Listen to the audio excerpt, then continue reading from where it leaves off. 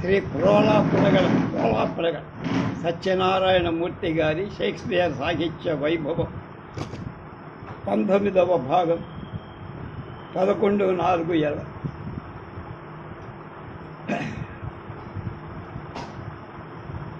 సెంబరీన్ అనే నాటక కథ గురించి చెప్తూ షేక్స్పియర్ హాలిన్ షెడ్ యొక్క స్కాట్లాండ్ చరిత్ర, బొకాషియో యొక్క డెక్ మెరాన్లోని జెవిన్రా కథ, ఫ్రెడరిక్ ఆఫ్ వెస్టివెల్ పర్సనల్స్ గ్రంథాలు అనుసరించి డిమాండ్ అండ్ స్లెచర్ రాజన్ ఫిలాస్టర్ నాటకాన్ని దీనికి పోలికలు కనుక ఫిలాస్టర్ షేక్స్పియర్ అనుకరించాడని ధారన్ దైకన్, కానీ ఫిలాస్టర్ కంటే సెంబరీన్ ముందు వ్రాయబడిన గ్రంథమని కుమారి ఎంసి బ్రాడ్లీ అని ఇందలి రాణి ఫెరిక్స్లోని డయోనిజాన్ తలపి.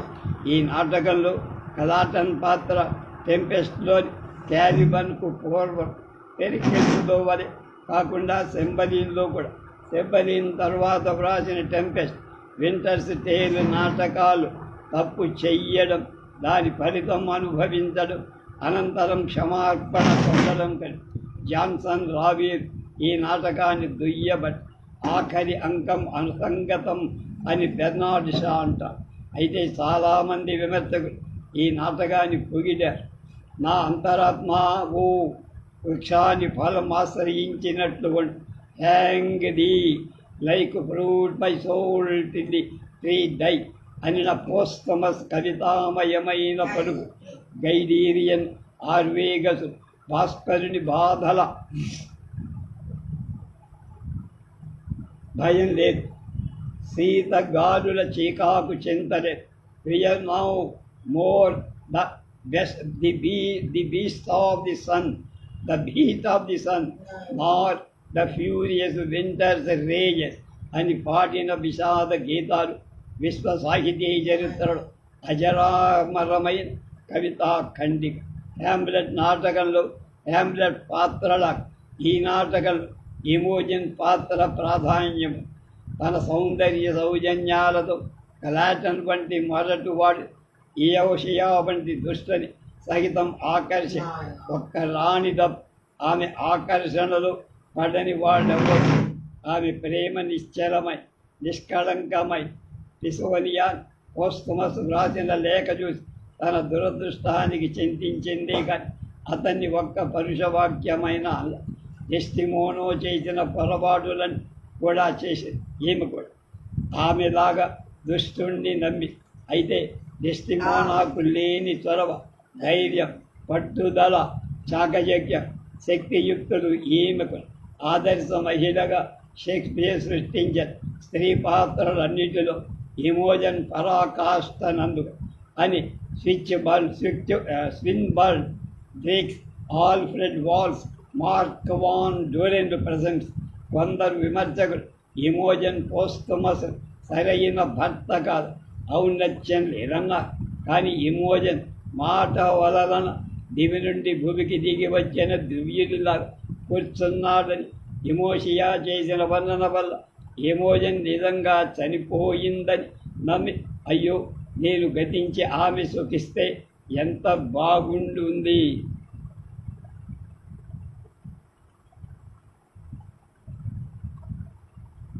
అని పోస్తమస్ దుఃఖించడం వల్ల అతని ఔన్నత్యం ఎంతటిదో అవగతం అవు.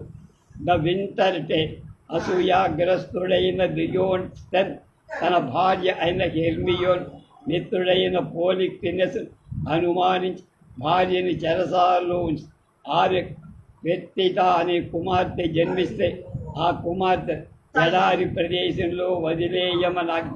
భార్య అయిన హెర్మియోను కుమారుడైన మామిలస్ చనిపోయారని తెలిసి లియోసిడస్ పశ్చాత్తాప పెరిటాన్ ఒక గొర్రెల కాపరి రక్షిస్తూ ఆమె పెద్దదై పోలిక్టినస్ అనే కుమారుడైన క్లోరిజన్ ప్రేమిస్తూ తండ్రి ఆగ్రహానికి భయపడి క్లోరిజన్ పెట్టితాలో కలిసి లియోసినస్ దేశమైన సిసిలీకి వెళ్తాం.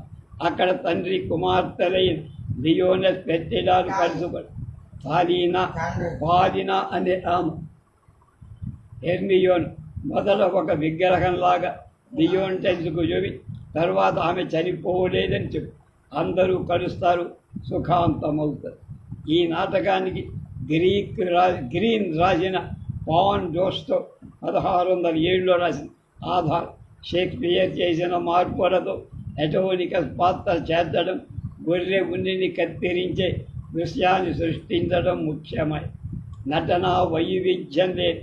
ఈ నాటకం సామాజికుల మనస్సులపై సంపూర్ణ ముద్ర వెయ్యజాలదని, శిల్పం మాట్లాడినట్టు ప్రేమించడం అసంబద్ధమని కొందరంటారు. కథా నిర్మాణం, రచనా శిల్పం లోపభూయిష్టంగా ఉన్నాయని ర్యానీ అనేవాడన్నాడు. 3-4 అంకాల మధ్య 16 సంవత్సరాల కాలం గడిచినట్టు రచించడం వల్ల నాటకీయతకు భంగం ఏర్పడుతుంది స్ట్రాటజీ చెప్పారు. అయితే మొదటి 2 అంకాలలో అనుమానంతో, కక్షతో బూర్లిన లియోనిటస్ 3-4 అంకాలలో పశ్చాత్తాప హృదయుడుగా, నిరాడంబరమైన వ్యక్తిగా, ప్రేమమూర్తిగా మార్పు చెందటానికి అవమానంతో అదృశ్యమైన హెర్మియోన్ తిరిగి గౌరవ మర్యాదల పునర్జన్మ ఎత్తడానికి, పాత్రలు మానవత్వం నుండి దైవత్వంలోకి మారడానికి తిరిగాడన్నట్టు మానసిక ఆధ్యాత్మిక పరిణతి కలగడానికి ఈ కాల పరిమితి అవసరం. భార్యపై అనుమానమనే ఇతివృత్తం గల నాటకాలు మచ్ అడూ అబౌట్ నథింగ్, ఒథెలో, సింబలిన్, వింటర్స్ టేల్ వీటిని వరుసగా పరిశీలిస్తే రాను ప్రత్యక్ష ప్రమాణం అవసరం లేకుండానే, చెప్పుడు మాటల ప్రభావం అవసరం లేకుండానే భర్త భార్యని అనుమానించడం కనపడు. ఫ్రాయిడ్ మనస్తత్వ శాస్త్ర ప్రకారం అసూయ పొరలు 3 సహజమైంది. తనలోని లోపాలు ఇతరు లేకపోవటం వల్ల వచ్చేది ఊహా సంబంధమై. వీటిలో చివరి 2 లియోనిటస్పై తన ప్రభావం చూపి మొదటి 3 అంకాలను కక్షకి, కార్పణ్యాన్ని, కథన భూమిని చేసి యుద్ధము కథని ఒక్క ఉదుట 3వ అంకం చివరకు తీసుకువచ్చి చేస్తుంది. ఈ నాటకంలో నేర విచారణ జరిగే దృశ్యం, మానవాతీత శక్తుల సాక్ష్యం, పెత్తితాను గబ్బిలం గద్దరు సాగడం ఇవన్నీ కాళిదాస అవిజ్ఞాన శాకుంతలంలో దుష్యంతుని సభలు, శకుంతల విచారణ, అశీరవాణి హెచ్చరి, శకుంతల పక్షుల చేత సాకబడ్డం వీటితో సామ్యం కలిగి మానసిక ఆధ్యాత్మిక పరిణామమందు వాస్తవిక అవాస్తవిక సౌందర్య తాత్విక అనుభవాలే మేళవించడంలో ఈ నాటకం శాకుంతల, ఉత్తర రామచరిత్ర నాటకాలు పోలివ. విశ్వమానవ ప్రేమను ప్రవచించడంలో వింటర్స్ టేల్కు, టెంపెస్ట్కు, పెరికిల్స్కు పోలికలున్నాయి. ఈ వాక్యాలు చూడమంటారు. Alas poor souls it grieved my heart, what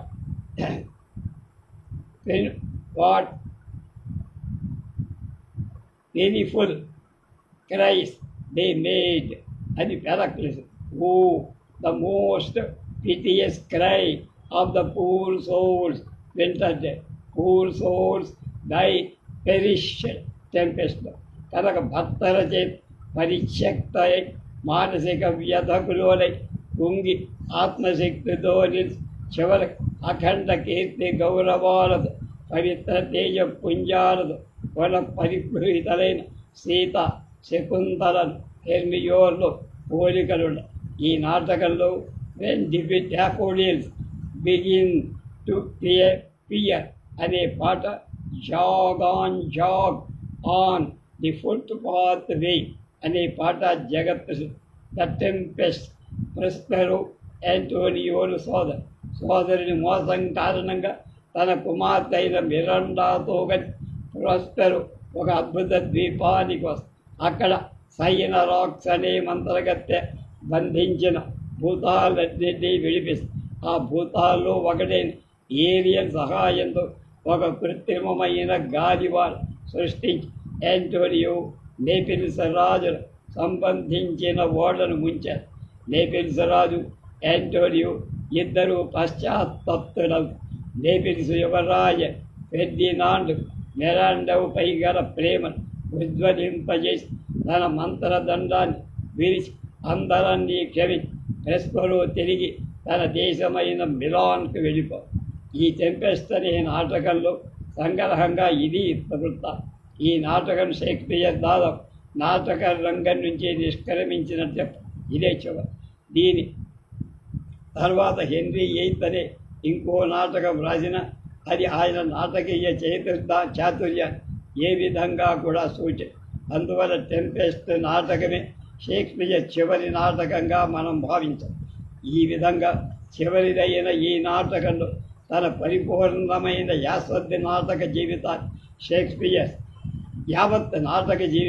Shakespeare సింహావలోకనం చేసినట్టు అద్భుతావహమైన ఈ జీవితం ఆశావాదిగా తాను నిష్క్రమిస్తున్నట్టుగా సూచించాడని కొందరు విమర్శకులు లవ్ సిలేబస్ లాస్ట్లో లాగా నటన, స్థలం, ఐక్యత, unity of place and action, king లియర్లో లాగా, తుఫాన్ పెరికల్స్లో లాగా, నౌకాభంగ, మ్యాక్బెత్లో అభిమంత్రణమైన వాతావరణం, చార్మ్డ్ అట్మాస్ఫియర్ ప్రవేశపెట్టి ద్వీపం అనే ఒక వాస్తవమైన పునాదిపై మంత్రపూరితమైన ఒక అవాస్తవిక వాతావరణాన్ని సృష్టించి పూరించే ఊహల లోకాన్ని అందని అందాల లోకాన్ని విల్లోది మానవ హృదయానికి స్ఫూర్తి అందించారు. పరస్పరో తన మంత్రదండాన్ని విసర్జి అద్భుత కృత్యాన్ని మారేసి మిలాన్ వెళ్ళడానికి సమర్థవంతమైన తన లేఖని విశ్రాంతిని అద్భుతమైన తన నాటక జీవితానికి స్వస్తివాచకం పలి షేక్స్పియర్ స్టార్ట్ ఫర్ అరౌండ్ బట్ స్వగ్రం బయలుదేరటం ఫలిస్ త్రికాల బాధితం శాశ్వతమైన అంతరార్థం ఈ నాటకంలో ఉంది అన్నాడు కాలిన్ అనేపటి. అందులో పరస్పరోపాత్ భగవంతుడికి, క్యాలిబన్ దయ్యానికి, ఏరియన్ దేవతకు, మిరాండ అసుర కన్యకు సంకేతాలని నాటకమంతా ధ్వని కావ్యమని అభిప్రాయపడ్డాడు క్యాలిన్. కింగ్ లియర్లో భయంకరమైన వాతావరణం ద్వారా ఒక సత్యాన్ని అందంగా చూపించిన షేక్స్పియర్ ఈ నాటకం విచిత్ర ప్రశాంత వాతావరణం ద్వారా ఒక అందాన్ని, సత్యాన్ని అంది. తుఫాను, ప్రేమలు, నౌకాభంగాలు, కుట్రలు, సహజ ప్రకృతిగా కేలిబన్ వంటి పాత్ర వీటన్నిటి వలన ఏర్పడ్డ వాస్తవిక వాతావరణాన్ని భావోన్నతమైన అవాస్తవిక లోకంలో మెళవి ఆదర్శ వాస్తవిక జీవితాల సమాహార షేక్స్పియర్ మనకి నాటకంలో అందించారు.